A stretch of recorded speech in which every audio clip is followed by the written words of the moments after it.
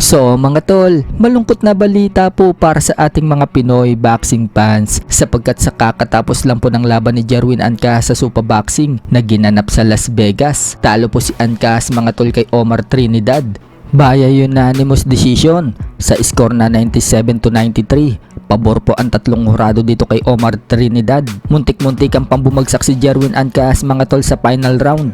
Nang tamaan siya ng solid, gurugi po si Jerwin Ancahas mga tol. Konting-konti na lang, babagsak na siya. Pero ganun pa man, natapos po niya ang round. Dahil dyan mga tol, nananatili pa rin pong walang talo itong si Omar Trinidad. Umabante na po ang record sa 21-0 and 2 draws. Habang yan na po ang panglimang talo ni Ancahas, bumagsak na po ang record niya sa 38 wins, 5 losses and 2 draws. Asahan po natin na babagsak sa ranking si Ancahas dahil sa pagkatalo niya. Samantala, napalaban din po dyan ng Pilipino-American na si J. Brio P. Benito. Masaklap po ang nangyari mga tol sapagkat knockout po ang sinapit niya dito sa kalaban niyang si Tony Hertz Jr. Isang solid na kanan po ang tumama sa panga ng Pinoy. Subsob ang Phil-Am sa lona at hindi na ito nakabangon pa. Dahil dyan mga tol, nakalasap na ng unang talo si P. Benito. Bumagsak na po ang record niya sa 7 wins and 1 loss habang nananatili naman pong undefeated itong kalaban na si Tony Hertz Jr. Umabante na po ang record sa 9-0 and 2 draws. Sa kabilang banda naman mga tol,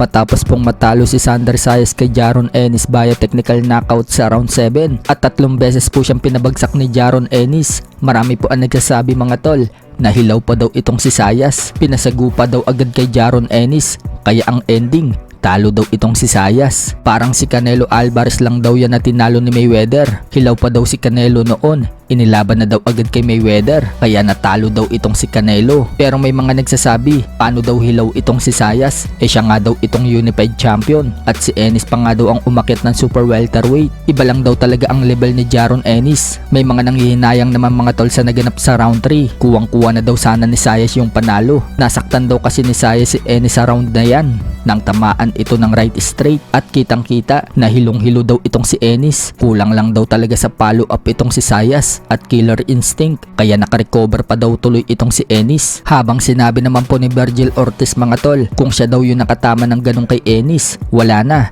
Tapos na daw itong si Ennis sa kanya. Tinawag tuloy ni Ortiz na quitter itong si Sander Sayas. Sumuko na lang daw kasi ito. Hindi na tumayo noong bumagsak sa round 7. Tumingin na lang daw ito sa corner niya. Hindi daw makapaniwala si Ortiz sa nakita niya kay Sayas na sumuko na lang ng ganun-ganun. Kumbaga kasi mga tol, champion ka. Dapat may pusong champion ka. Hindi ka basta-basta susuko na lang. So baka si Virgil Ortiz po ang sunod na makalaban ni Ennis. Panta nga po ni Ortiz mga tol, patutulugin daw niya itong si Ennis. Pero buwelta naman po ni Ennis, dapat daw noong una pa lang tinanggap na daw ni Ortiz yung laban. Para kay Ennis, kayang-kaya lang niya lampasuin itong si Ortiz. Sinabi kasi ni Ennis na maraming beses na daw nasaktan itong si Ortiz at ilang beses na bumagsak sa mga laban. Flat-footed nga din daw ito. Kapag kamao daw niya ang matikman ni Ortiz, iba na daw yan. Kumbaga kung knockdown lang ang dinanas ni Ortiz sa iba, pagdating kay Ennis, knockout ang aabutin ni Ortiz. Sa ibang balita naman mga tol, Emma Bacosa Pacquiao, tinawag na Devin Haney ng Pinas. Yan po ang bansag ngayon kay Emma Bacosa Pacquiao ng mga Pinoy fans. Matapos magreklamo ang Team Eman sa GAB